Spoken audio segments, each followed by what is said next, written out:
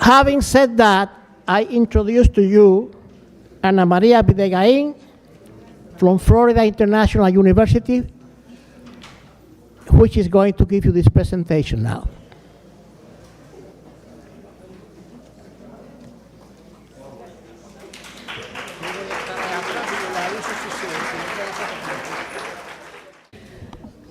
Buenas tardes y muchas gracias a los organizadores por este evento tan interesante y por haberme invitado a participar en él.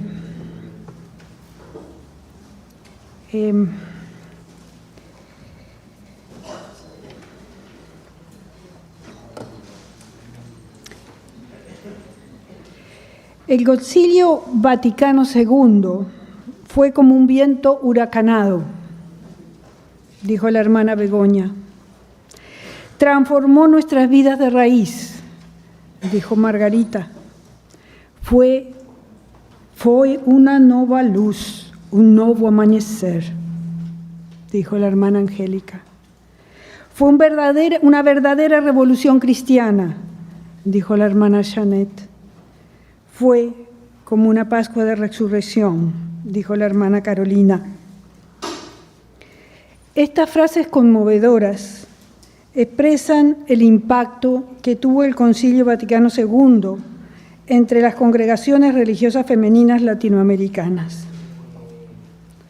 Fueron recogidas como parte de una investigación realizada entre 1992 y 2001, que me permitió conocer cómo se vivió la recepción del concilio entre estas mujeres tan imprescindibles en la vida de la Iglesia como invisibilizadas. Pero en realidad, en el inmediato posconcilio, como los recordaba hoy Sixto, algo semejante podrían haber dicho otros sectores de la Iglesia, laicados, sacerdotes, obispos. Las reflexiones que voy a compartir tienen su origen en varios trabajos que tuve la oportunidad de realizar como investigadora sobre el laicado organizado o sobre los obispos. En el año 18 publicamos dentro de la Escuela Social del CELAM un libro que se titula Obispos de la Patria Grande, Pastores, Profetas y Mártires, que recoge las trayectorias pastorales de varios de estos obispos.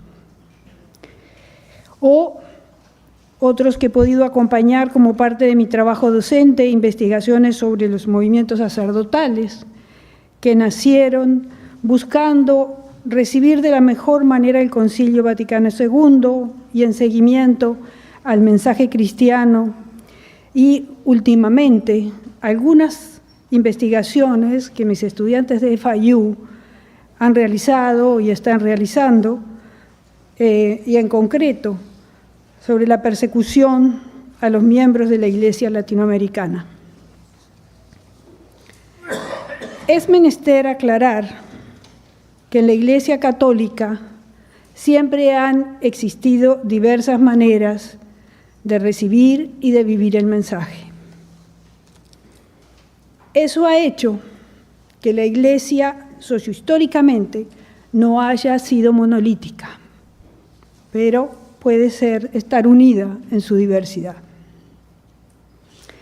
Sin embargo, en mi charla voy a enfocarme y referirme, en gran parte, a la Iglesia católica que, como parte de su recepción del Concilio Vaticano II, ha querido ser una iglesia sinodal y de los pobres, como lo propone el Papa Francisco, y es el eje de este encuentro. Las raíces históricas. A fines del siglo XIX y en la primera mitad del siglo XX, luego de un fuerte y doloroso periodo de confrontación con los estados liberales latinoamericanos, se logró una reacomodación y en muchos casos una reintegración de la Iglesia en el Estado, facilitada por el fracaso del liberalismo y el establecimiento de los estados benefactores de las décadas de 1940 a 1950. Estos estados conocidos en la historiografía latinoamericana como populistas, fueron a las iglesias locales para que les suministraran los recursos humanos y organizativos que los ayudaran a atender las necesidades sociales. El Estado brindó recursos financieros para las obras sociales que atendían miembros de la Iglesia, ampliaba su base social electoral y de esa manera lograba estabilidad social y política y al mismo tiempo lograba la legitimidad de parte de la Iglesia. Las órdenes, y ese fue el momento de gran expansión y esa iglesia que en los años 50 conocimos, una iglesia muy fuerte, muy pujante.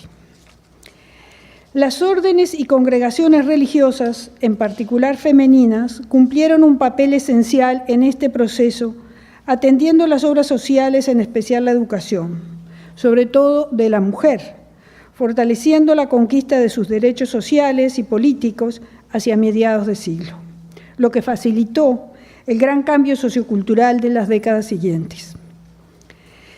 Desde 1930, a instancias de Roma, se había organizado la Acción Católica que con sus diversas ramas coordinaba la actividad laical y por medio de sus congresos y otras instancias pastorales tomaban conciencia de las grandes disparidades sociales y la necesidad de participar políticamente, creando partidos inspirados en la doctrina social de la Iglesia y aceptando las ventajas del modelo democrático propuesto por Jacques de Maritain.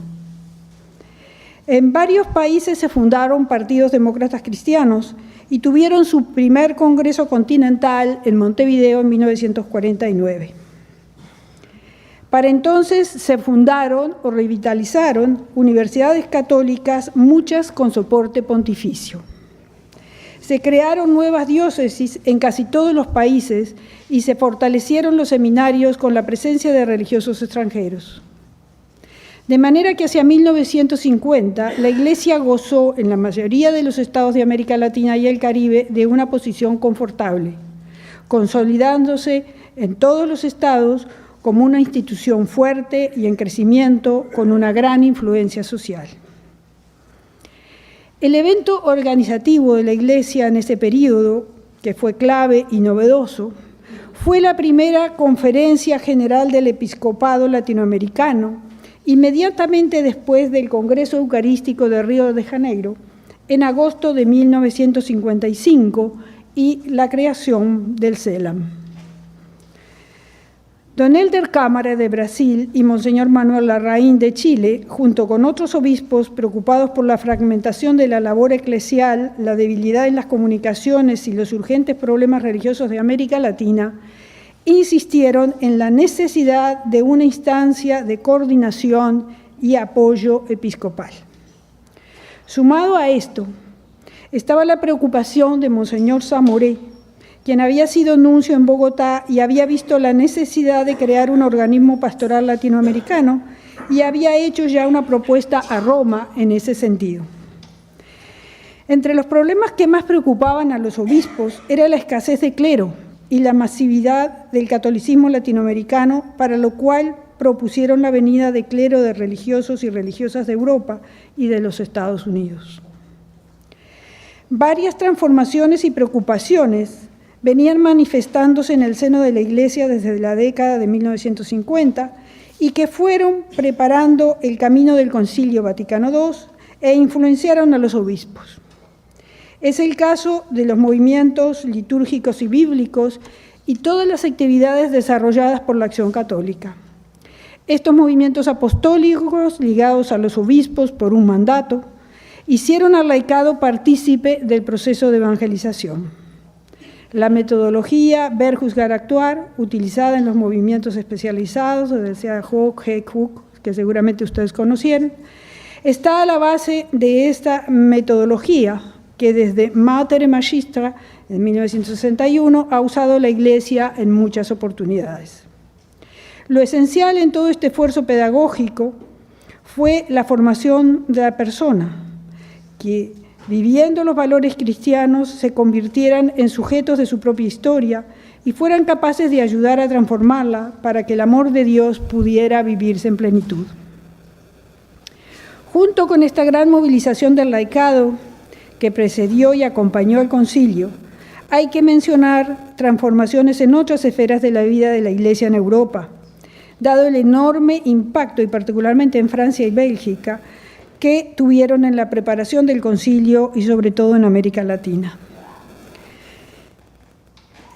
Me refiero al cambio operado con la creación de la misión francesa. Esta ya se hace desde 1941 por el cardenal Suard, entre la constatación científica de la apostasía de las masas, fundamentada en los estudios del sociólogo Lebras, que mostraron la necesidad de cambiar los métodos pastorales. Del libro France, Pays de Mission, Francia, País de Misión, sigue con signo de interrogación, Francia es un país de misión, de dos sacerdotes asesores de la JOC, Henri Rodin y Yves Daniel, y de las encuestas minuciosamente establecidas por Fernand Boulard, también sacerdote, sociólogo y asesor de la JAC francesa, llevaron al replanteamiento del trabajo pastoral y, entre otras realizaciones, desembocaron en el nacimiento de los curas obreros, apoyados por el cardenal Suard y sustentados teológicamente por el padre Chenu.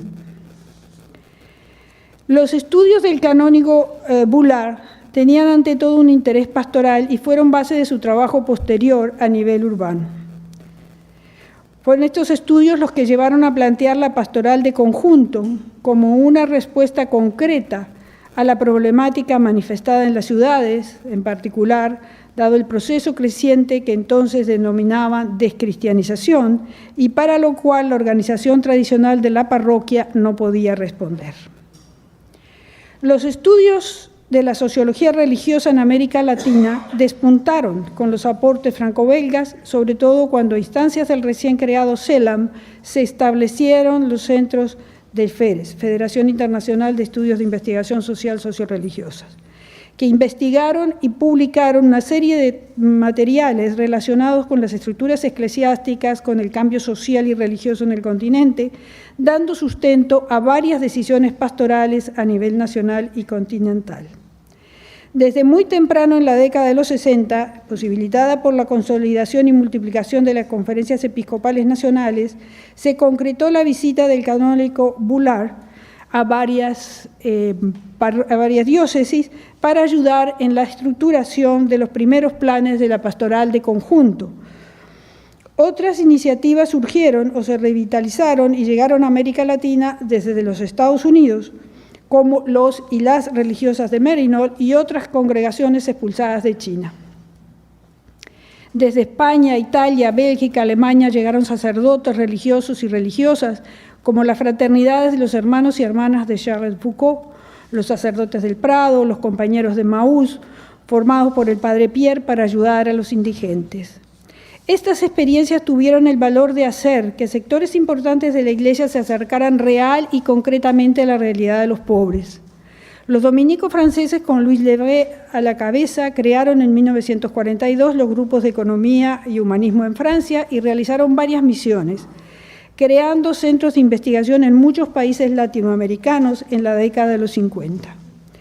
En 1958 fundaron el IRFED, Instituto de Investigación y Formación dedicado a los problemas de desarrollo en los entonces llamados países del tercer mundo.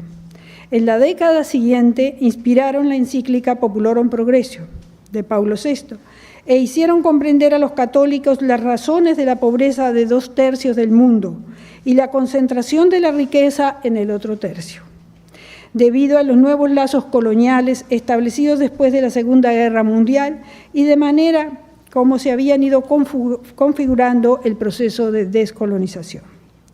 Ya Pío XII, percibiendo las enormes dificultades, había hecho un llamado a las iglesias ricas para apoyar a las iglesias con menos recursos materiales e intelectuales en lo referente a la formación del clero y del laicado. Por un lado, se crearon importantes agencias de ayuda financiera para diversos proyectos de las diócesis de los países con mayores carencias, y por otro, en las universidades católicas y europeas se otorgaron becas para la formación del clero secular, regular, religiosas y laicos, no solo en teología y en filosofía, sino también en ciencias sociales y otras disciplinas para favorecer el desarrollo de estos países.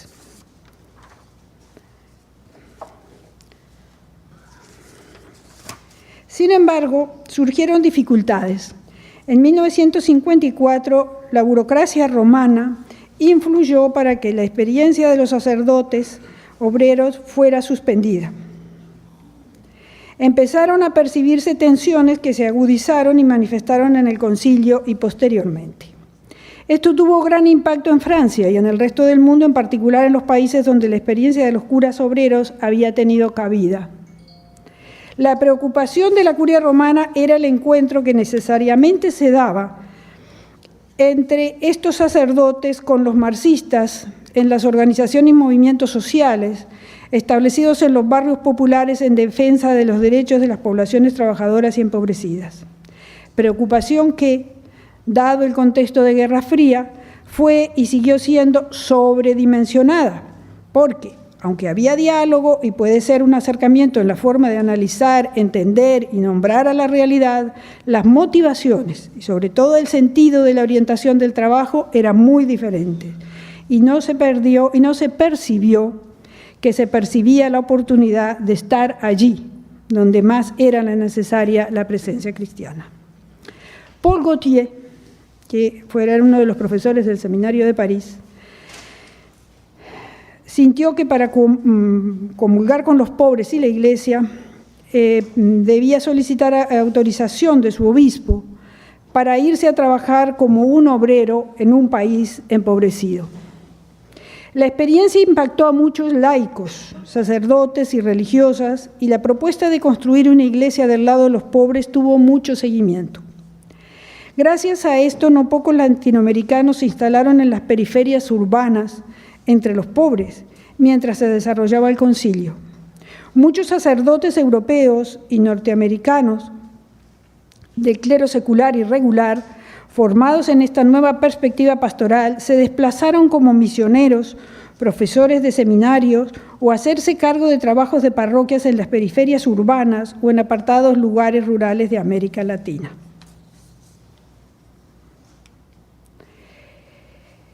Voy a pasar a los hitos. En enero de 1959, como es sabido, Juan XXIII convocó a la celebración del Concilio Ecuménico. El 11 de septiembre del 62, en un mensaje radiodifundido, dijo: otro punto luminoso, que era como él hablaba. Ante los países subdesarrollados, la Iglesia se presenta tal y como es y quiere ser, la Iglesia de todos y particularmente la Iglesia de los pobres. Este mensaje tuvo un gran impacto en América Latina y en los sectores que habían levantado esta preocupación. Y, bueno, espero no ser demasiado larga, pero quiero introducir un documento que estaba revisando de sectores católicos universitarios de esa misma época. Cómo veían, para que ustedes sientan un poco lo que decía hoy Sisto. Es decir, preocupados por las condiciones de pobreza y la necesidad, perdón los traductores porque esto no se los había pasado, es un documento que pongo ahora. Veían la necesidad del desarrollo y la transformación. Bueno, el documento dice así, ¿cómo ellos caracterizaban la sociedad? Dice así, son economías en 1960, economías dualistas, es decir, por una parte una economía de subsistencia de autoconsumo y por otra una de extracción e industrial. Economías desintegradas, desarticuladas, un alto porcentaje de compraventas las ligan directamente al exterior y al comercio entre los diversos estados y el comercio entre los diversos estados latinoamericanos es muy débil. Las inversiones extranjeras han desarrollado economías de enclave. Por ejemplo, el petróleo en Venezuela, otros mineros en Chile, Perú, Bolivia o agrícolas como las grandes poblaciones de Centroamérica y Caribe. Sin conexión con la economía tradicional y sin provocar cambio alguno.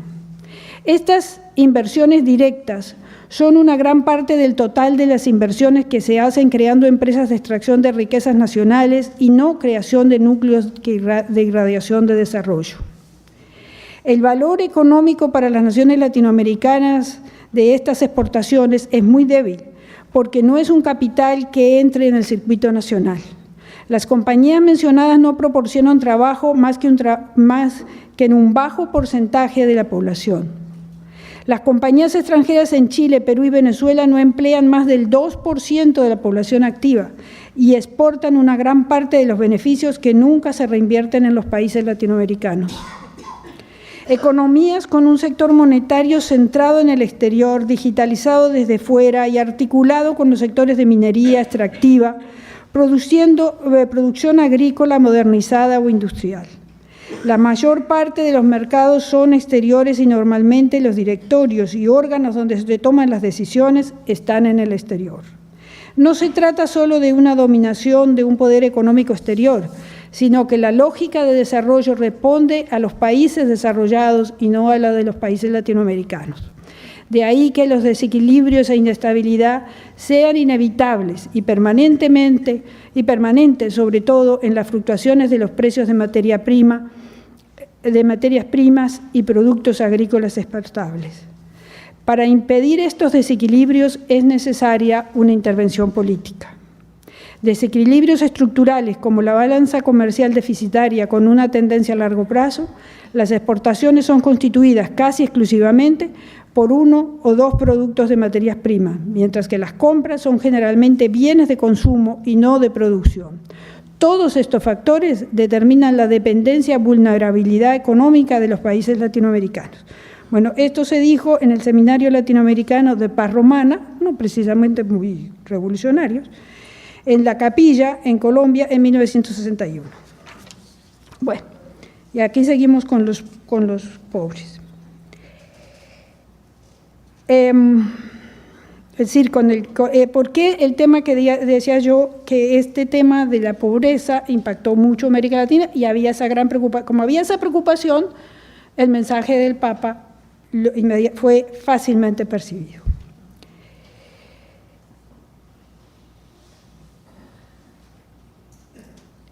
Desde el inicio de la primera sesión del concilio, en octubre del 62, se reunió un grupo informal de obispos y teólogos, asesores en el colegio se reunieron en el colegio belga, con la idea de seguir debatiendo el concepto propuesto por Juan 23 de la Iglesia de los Pobres. Lo constituían personas provenientes de diversas regiones del mundo. Este grupo no era homogéneo, pero fue creciendo en las primeras sesiones del concilio y lograron que pasaran varias propuestas como el de la unión de los cristianos y el de la pobreza de una manera diferente y nueva. Al grupo se unieron don Manuel Larraín de Chile y don Helder Cámara de Brasil, para entonces presidentes y vicepresidentes del CELAM, quienes atrajeron a muchos otros latinoamericanos.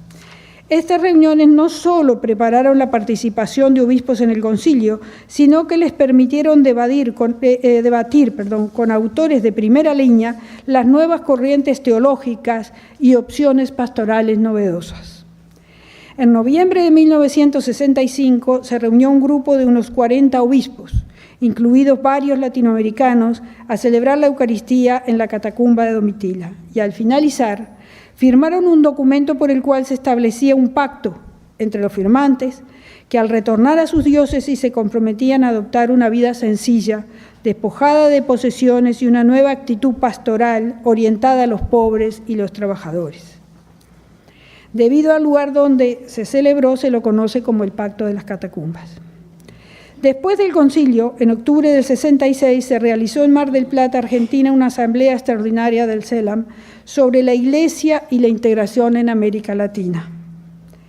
Buscando tener una visión de conjunto sobre la realidad socioeconómica del continente y aplicando las grandes encíclicas sociales del concilio y haciéndose cargo de los planteamientos y propuestas de la CEPAL y los avances, sobre todo, de las promesas del gobierno demócrata cristiano de Eduardo Frei en Chile. Para entonces, todavía estaba vivo el espíritu de la propuesta de Kennedy de la Alianza para el Progreso, que proponía que la mejor manera de evitar el avance del comunismo era realizar una revolución verde. Ella consistía, yo sé que estos temas son sensibles, pero hay que revisitarlos. Ella consistía primero en una reforma fiscal, para que los estados tuvieran los recursos necesarios para establecer las grandes reformas sociales que eran necesarias. Segundo, Proponía terminar con la propiedad latifundista por medio de reformas agrarias que permitieran el acceso de la tierra a medianos y pequeños propietarios, los que a su turno serían la base consumidora de los productos industriales que América Latina estaba en capacidad de producir. Ambos aspectos, el fiscal y la división de la tierra, irritó a los terratenientes latinoamericanos, que se mostraron como sus grandes oponentes y empezaron a mirar también con malos ojos las propuestas de desarrollo que empezaban a debatirse en el seno de la Iglesia. Especialmente las acciones de varios obispos que decidieron poner las tierras de la Iglesia en manos campesinas, desarrollando cooperativas agrarias, como lo hizo, por ejemplo, Monseñor Proaño en el Ecuador. De ese mismo año, de 1966, se produjeron una serie de reuniones en los diversos departamentos del CELAM.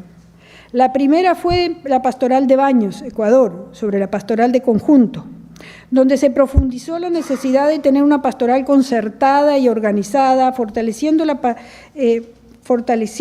al conjunto pastoral y el esfuerzo de muchos obispos en varias diócesis, como he mencionado. Y una de las cosas era la participación del conjunto, es decir, por eso se llamaba pastoral de conjunto, no solamente del obispo y su presbiterado, sino incluyendo a la vida religiosa y al laicado. La manera como organizaron sus pastorales del retorno de Cousiño podemos encontrar en la pastoral de conjunto raíces del proyecto de crear una iglesia sinodal, porque de hecho muchos de estos obispos hicieron varios sínodos diocesanos en toda América Latina. La propuesta de Populorum Progressio fueron adaptadas a las realidades locales y los episcopados produjeron una serie de documentos en línea con la doctrina social de la Iglesia, en la que diversos sectores de la Iglesia eran convocados al compromiso social.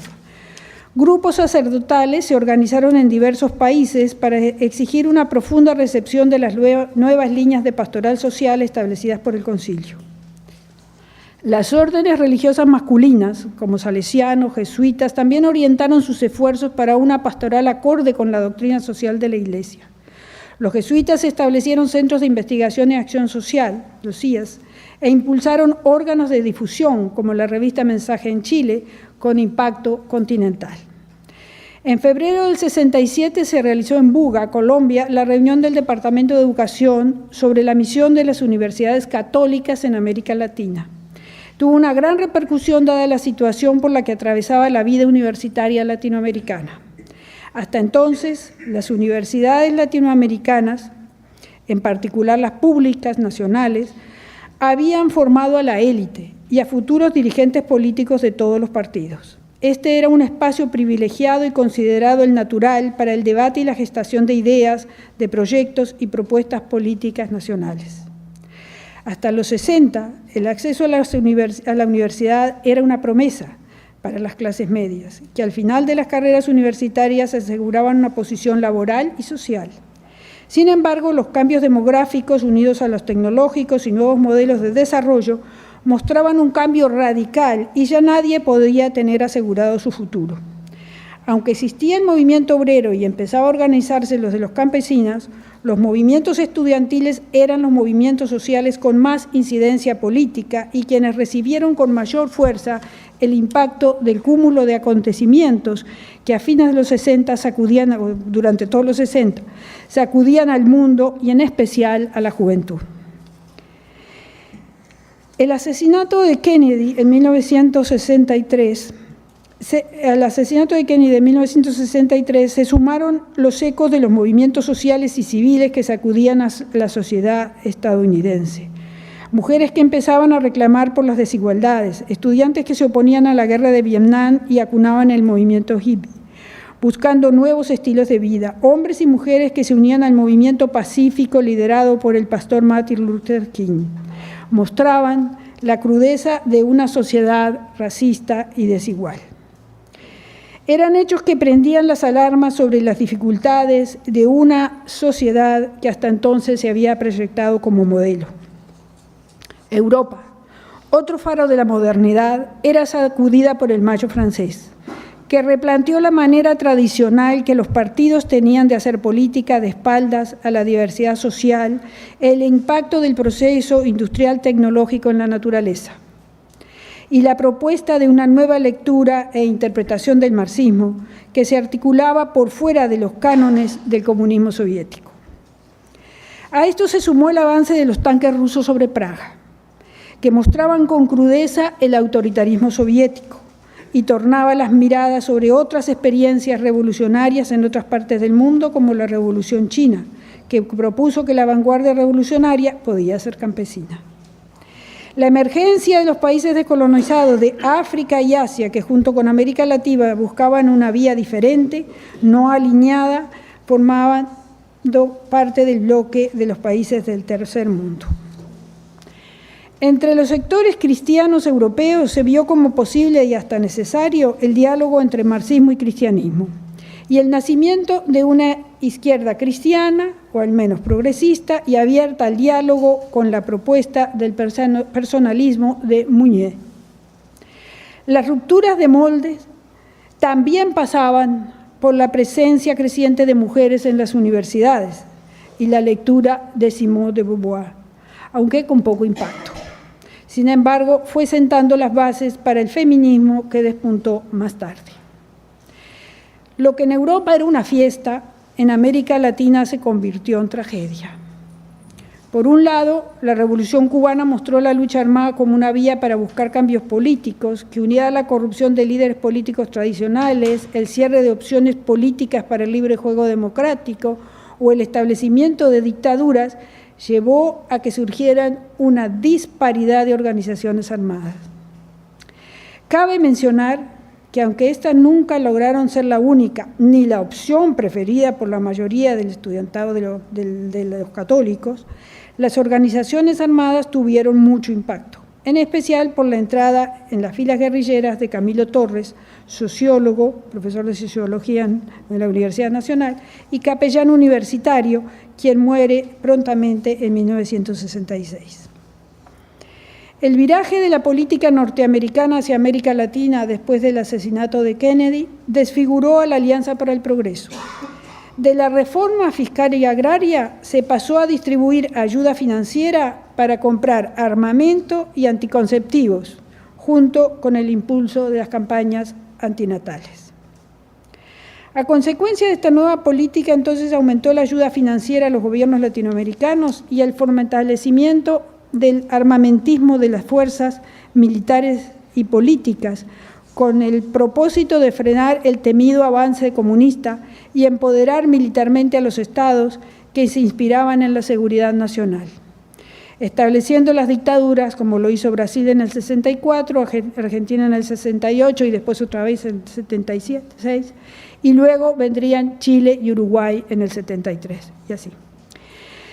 Las movilizaciones y manifestaciones callejeras de los estudiantes fueron reprimidas con una violencia militar desmedida, provocando las masacres como la de la Plaza de las Tres Cruces, la de Tlatelolco, en México, el asesinato de líderes estudiantiles, el encarcelamiento, la tortura, la desaparición y el exilio de la juventud estudiantil y de la clase media,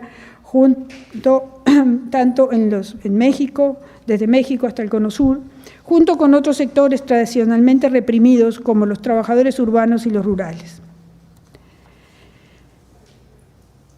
Voy a volver, esto digamos por parte del mundo universitario. En abril del 68, en Melgar, Colombia, se reunió el Departamento de Misiones, cuyo primer presidente fue Monseñor Valencia Cano, colombiano. Bajo su liderazgo se hizo una revisión profunda del trabajo misionero hacia la promoción de las personas de las comunidades afro e indígenas para que se convirtieran en sujetos de sus propios proyectos y destino, en consonancia con el Concilio Vaticano II. Esto fue decisivo para la promoción humana de los pueblos indígenas y de las comunidades afrodescendientes. Y hasta hoy yo creo que hizo un cambio de misiones, el trabajo, tenemos varios ejemplos en ese sentido. A pedido del CELAM, Pablo VI convocó el 28 de enero del 68 a la Segunda Conferencia General del Episcopado Latinoamericano en Medellín, entre el 26 y el 7 de septiembre, convocó a una conferencia sobre la presencia de la Iglesia en la actual transformación de la Iglesia, la transformación de América Latina. Infortunadamente, el evento se realizó sin la participación de uno de sus principales gestores, Monseñor Larraín, que murió trágicamente en un accidente automovilístico, es decir, se le atravesó una carreta y hasta ahora no estamos seguros que fue un accidente no provocado. Eso fue en junio del 66. La preparación de la reunión se llevó adelante a través de un documento de trabajo que fue preparado en Bogotá por la Secretaría General del CELAM, fue enviado a todo el episcopado del continente con un análisis sobre la situación y el compromiso de la Iglesia y los cristianos frente a esta realidad. Bueno, y paso a las opciones. Voy a centrarme sobre estos temas. A raíz de este documento, dos opciones quiero recalcar: el de pobreza y sinodalidad. Fueron muchos los obispos que al regresar del concilio aceptaron el desafío de vivir de manera sencilla y vendieron sus palacios episcopales para financiar proyectos de diversa índole para beneficio de los pobres y se fueron a vivir a casas humildes en barrios marginalizados de las periferias, y otros decidieron vivir con total sencillez en una habitación de las casas donde funcionaba también el arzobispado, pues como lo decía el propio Bergoglio. Dejaron sus vestimentas y el uso de los ornamentos ostentosos, pero sobre todo les dieron un gran giro a los proyectos pastorales. Al mismo tiempo, varios obispos vieron la necesidad de realizar sínodos diocesanos, llamando a sacerdotes, pero también a religiosos, religiosas, al laicado, a repensar a la luz de los documentos conciliares la misión de la Iglesia en las condiciones históricas de cada lugar. Las pequeñas comunidades constituidas por los sectores del pueblo de Dios y las reuniones de las asambleas diocesanas propiciaron experiencias únicas de sinodalidad que permitieron el crecimiento y madurez del laicado en comunión y participación.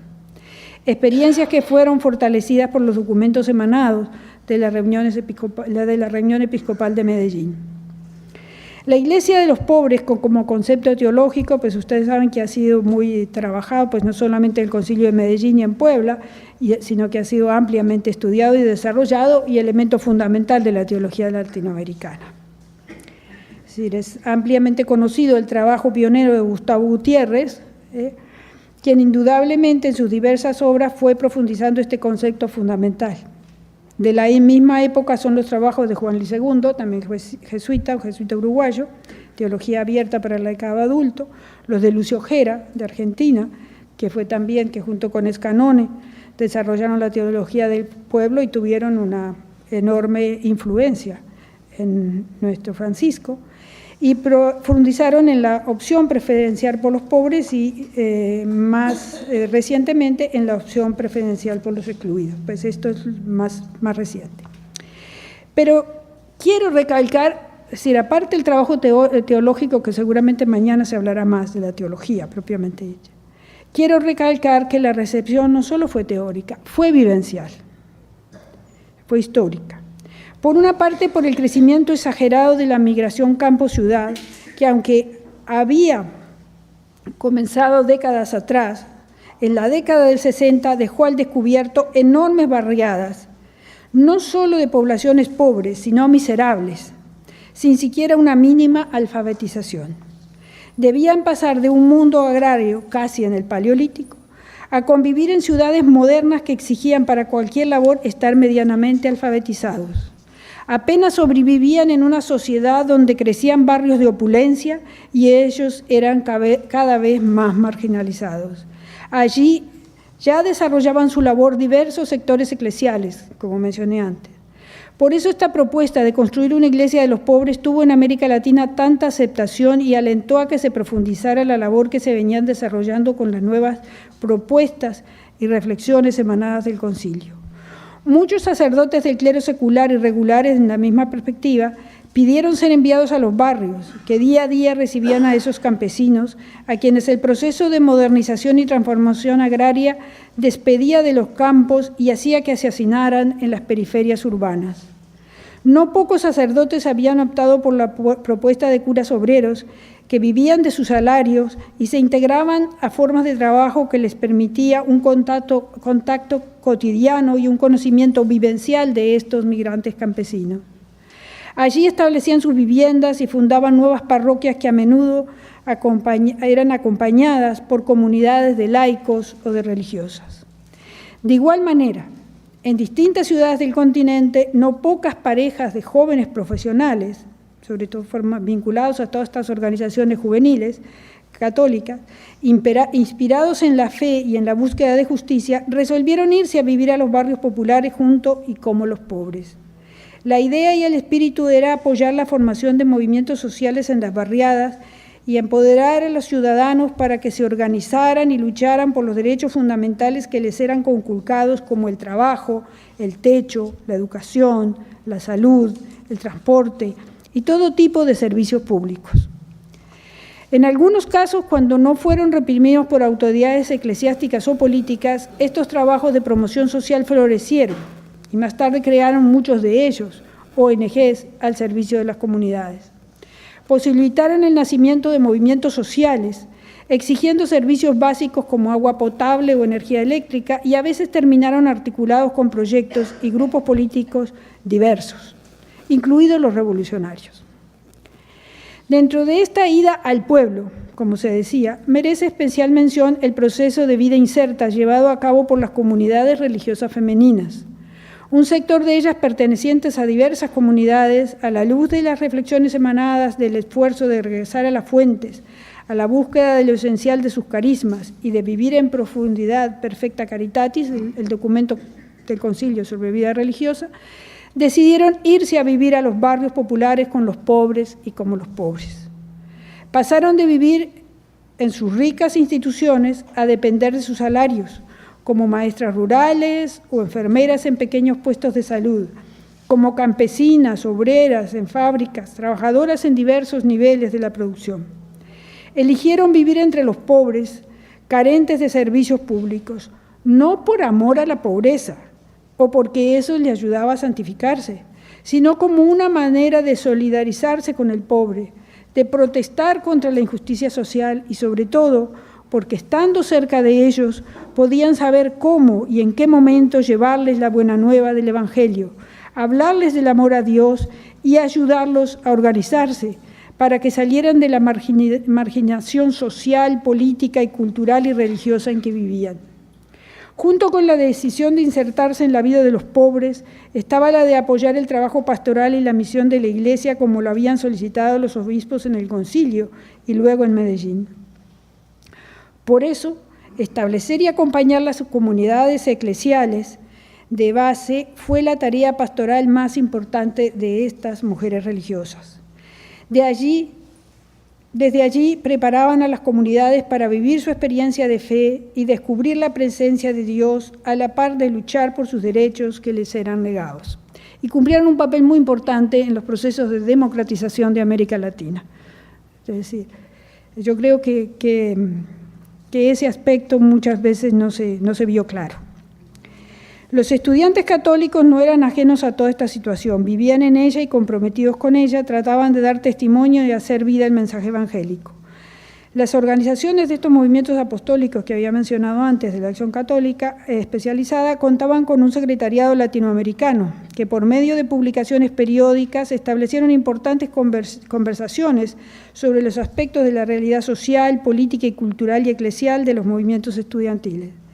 Estas publicaciones distribuidas por el continente y elaboradas por ellos mismos o por los asesores eclesiásticos analizaban sus experiencias de fe en medio de tal realidad, al igual que difundían reportes sobre reuniones y congresos con propuestas metodológicas y reflexiones teológicas que les permitían profundizar en la fe y entender el contexto en que vivían.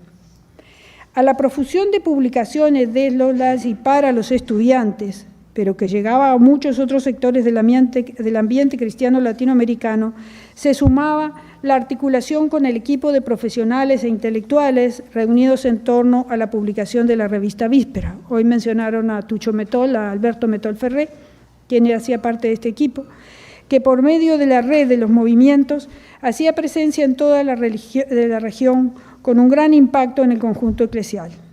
Este trabajo contaba con un fuerte respaldo institucional y financiero, con un diálogo fluido, no solo entre las autoridades religiosas locales, sino con el CELAM a través de sus departamentos.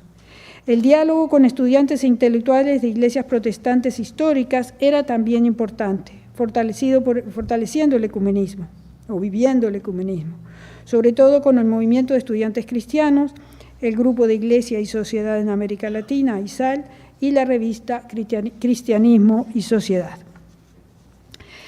Pero también hay que mencionar que existieron obispos, sacerdotes y religiosos y religiosas que prefirieron continuar con el proyecto de la Iglesia de Cristiandad, propuesto antes del concilio, que les parecía una mejor opción, así fuera para conservar el espacio social que la Iglesia tenía en cada estado y nación.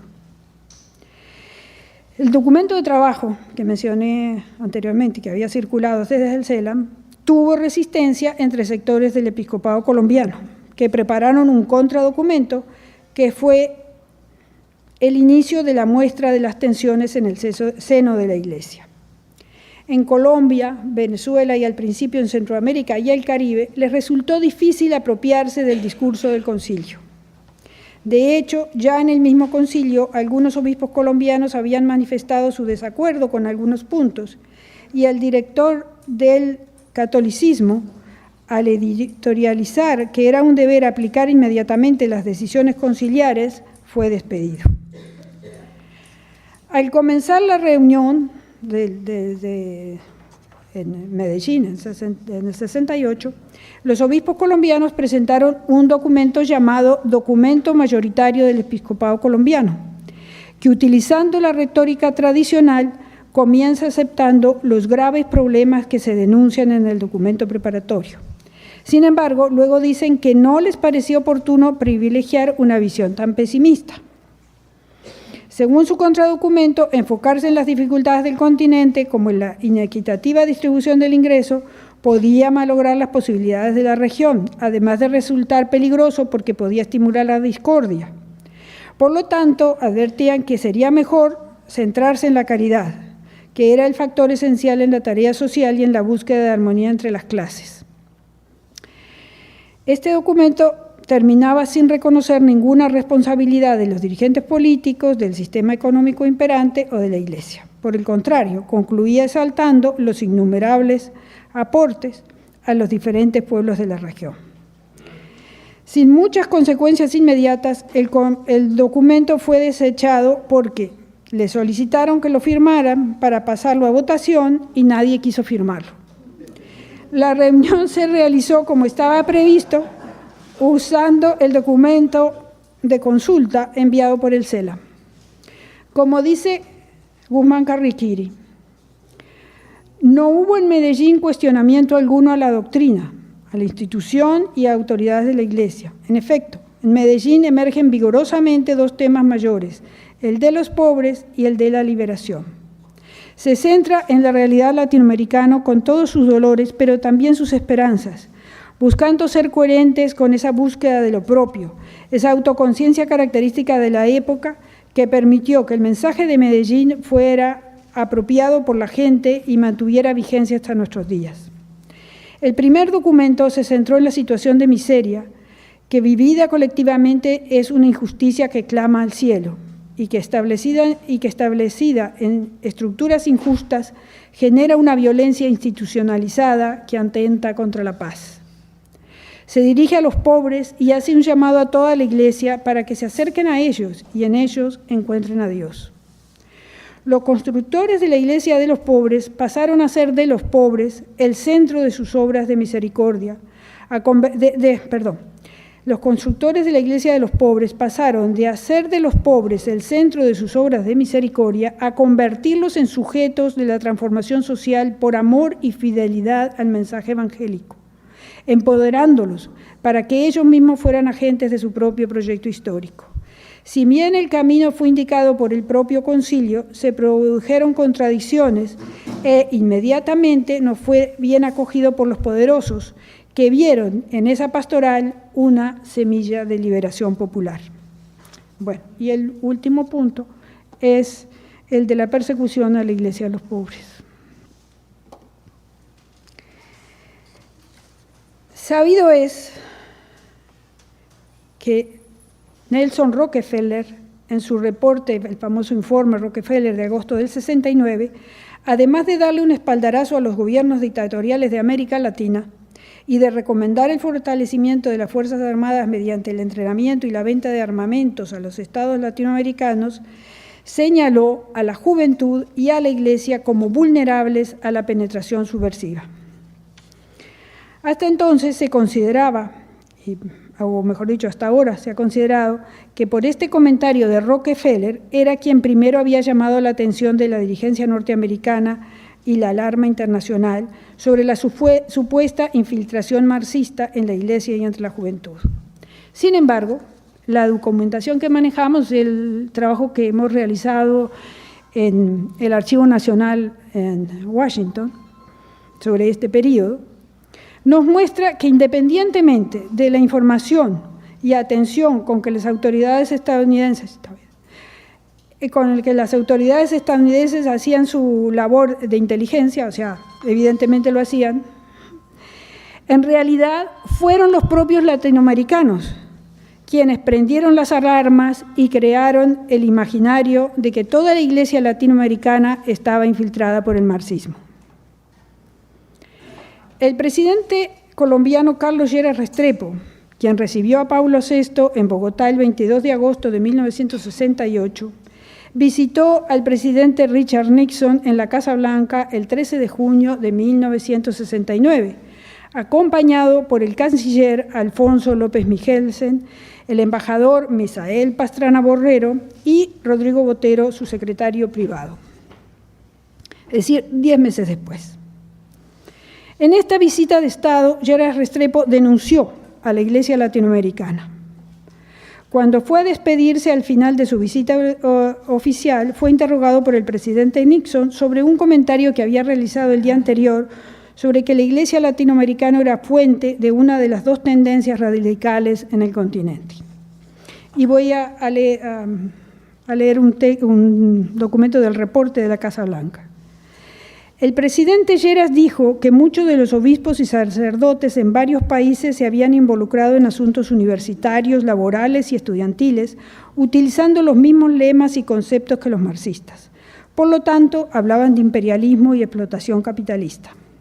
La mayoría de ellos eran de buenas intenciones, incluso muchos de ellos difusos y vagos en sus análisis, y todos perturbados por los signos visibles de la pobreza y los agravios sociales. Él pensaba que muchos de estos clérigos radicales estaban influenciados por los marxistas. El presidente Lleras observó que algunos de los misioneros extranjeros, por ejemplo, algunos de los sacerdotes de Maryknoll, habían tomado este tipo de línea revolucionaria.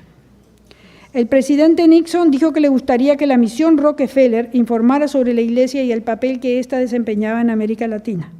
También le pidió al señor Mayer, que lo acompañaría, que preparara un análisis cuidadoso de los hechos para él, y particularmente qué es lo que parece haber causado que partes de la Iglesia se radicalizaran. A él le gustaría que esto incluyeran informes de nuestras varias misiones. Bueno, termina el informe de la Casa Blanca. La prensa norteamericana y luego la latinoamericana, sin mucha investigación, no demoraron en lanzar titulares acusando a los obispos rojos. Surgieron rojos por todos lados, en cada uno de los países.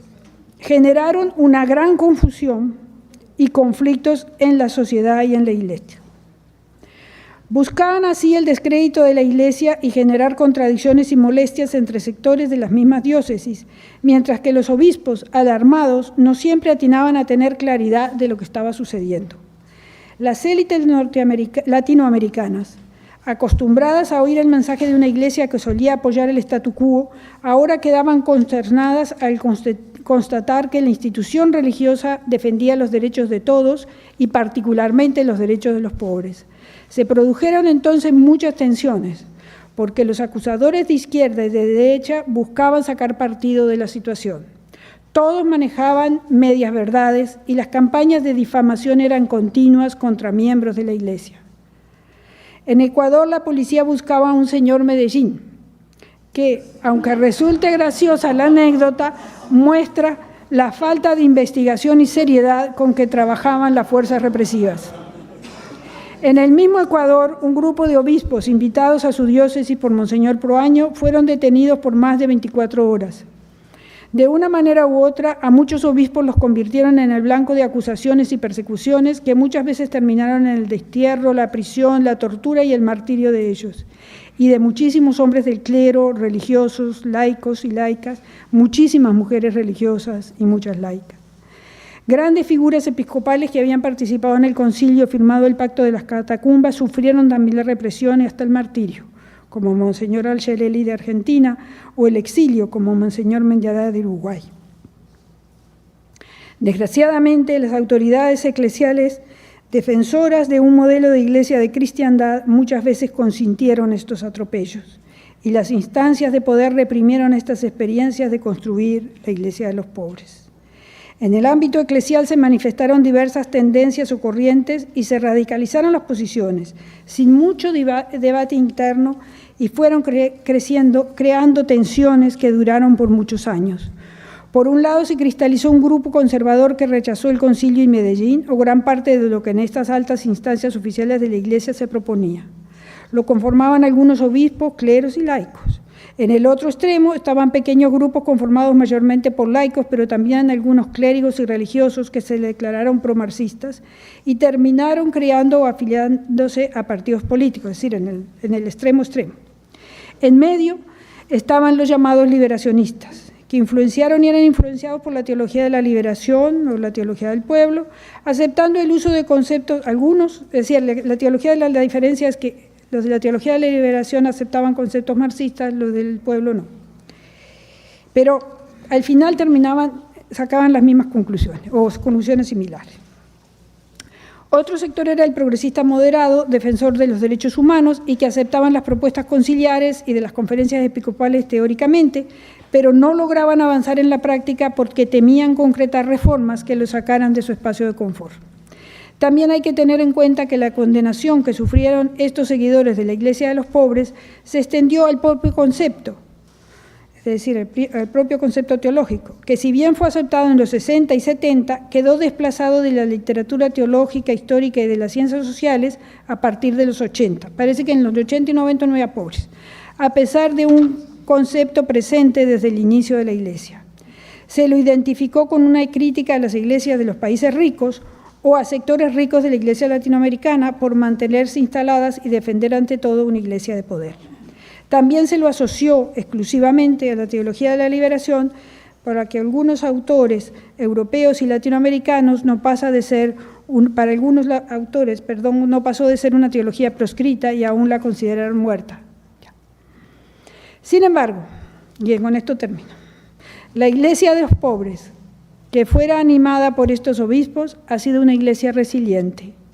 Permanece viva en los sufrimientos y en las esperanzas de mujeres y hombres de todo el continente. Recibe con entusiasmo al Papa Francisco, hijo de la Iglesia latinoamericana, que clama por una iglesia pobre y para los pobres. La confianza en su mensaje y la alegría que muestran las comunidades pobres al recibir a Francisco en sus viajes a América Latina encuentra su fuente en una viva memoria colectiva de esta historia profética de la Iglesia de los Pobres.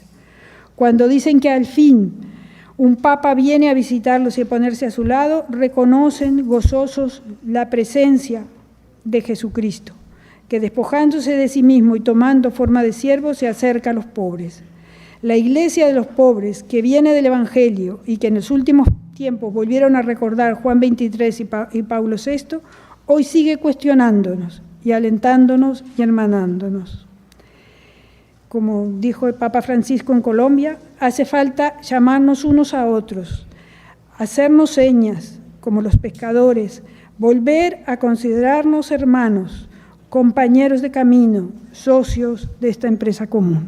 Muchas gracias.